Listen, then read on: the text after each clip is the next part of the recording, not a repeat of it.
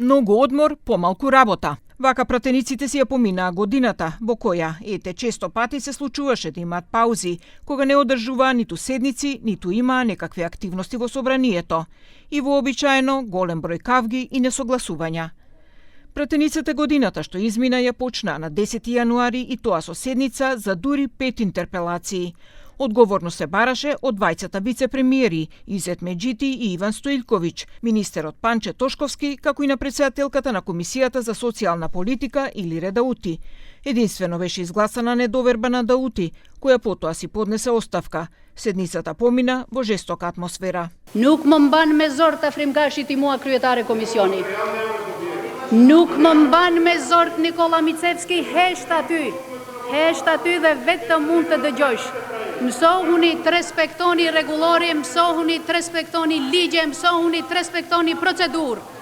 Patjetër këtu sot do dëgjohet fjala ime dhe arsyetimi im për aktin makabër që keni bërë të gjithë ju.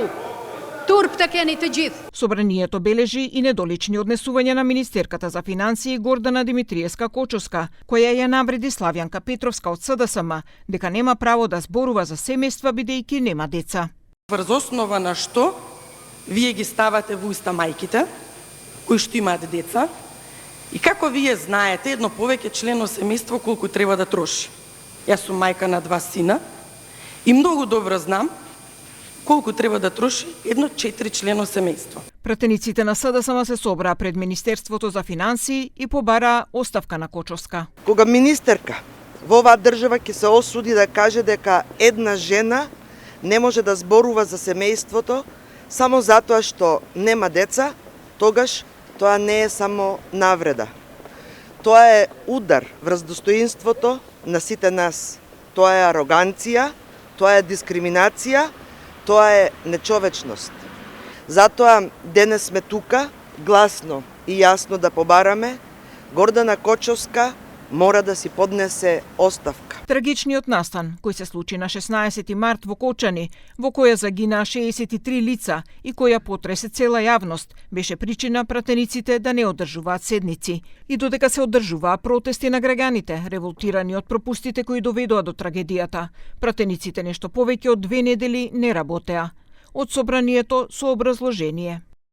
Присутните консензуално се согласија дека имајќи ги во предвид чувствата на сите граѓани по трагедијата во Кочани, изразувајќи почит кон сите загинати и надеж дека повредените ќе се вратат во добра здравствена состојба што поскоро, собранието одлучи да ги откаже сите активности планирани за оваа работна седмица. По оваа трагедија министерот Тошковски повторно заработи интерпелација. Во случај со дискотеката во Кочани, такво барање за употреба на пиротехника никогаш не било поднесено. Пиротехниката е активирана на крајот од настанот без претходна најава. Во меѓувреме се случија и превирањата во владината коалиција со заминувањето на таравари од власта. Тоа предизвика и поделба на пратениците на вреди во собранието, но и тоа кој е координатор на пратеничката група, дали Беким Ќоку, дали до тогашниот Халил Снопче.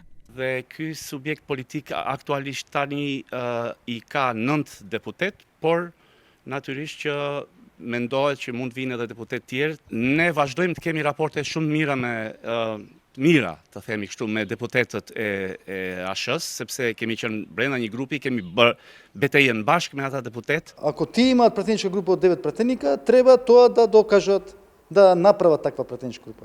Во овој момент нема таква пратеничка група. И затоа реков, ако тие направат нивна пратеничка група од 9 пратеника, во тој случај, по автоматизам, ние ќе имаме собствена пратеничка група од 5 пратеника. Меѓутоа, до овој момент нема такво нешто.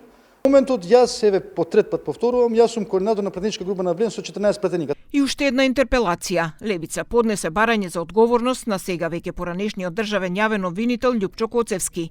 Тој не присуствуваше на седницата, а во образложението напиша дека интерпелацијата е незаконска и е упад во правосудниот систем. Иако беше изгласана, тој потоа продолжи да ја врши функцијата.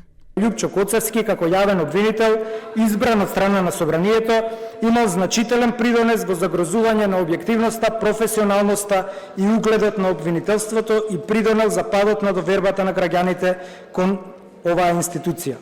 Август секако е резервиран за одмор на пратениците и повторно, скоро цел месец, тие се отсутни од парламентарниот дом.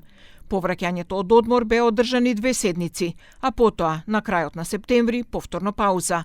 Започна изборната кампања за локалните избори и покрај тоа што собранието не ги донесе измените на изборниот законник за да се регулира прагот на независните кандидати. Тоа потоа мораше да го стори ДИК. Овој пат одморот им траеше нешто повеќе од 1 месец, дури и повеќе од регуларниот одмор, пошто пратениците повторно освежени се вратија во законодавниот дом. Започна трката за тоа кој ќе поднесе иницијатива за формирање анкетна комисија за Кочани, но во меѓувреме се одржа постојаната анкетна комисија, на која присуствува и родителите на загинатите. Кој ни ја гарантира? Било можете и вие да се најдете, и јас, и било кој, како што нашите деца се најдува таму. Датата е 15 кон 16. Значи се случи трагедијата. Не пред 20 години. Пред крајот на годината се случи и мини реконструкција на владата и собранието ги избра Беким Сали за вице-премиер и министер за европски прашања, како и Мухамед Хоџа за животна средина. А сосема за крај и обраќањето на претседателката на државата Гордана Силјановска-Давкова. Нова година што ќе ја помните подобро.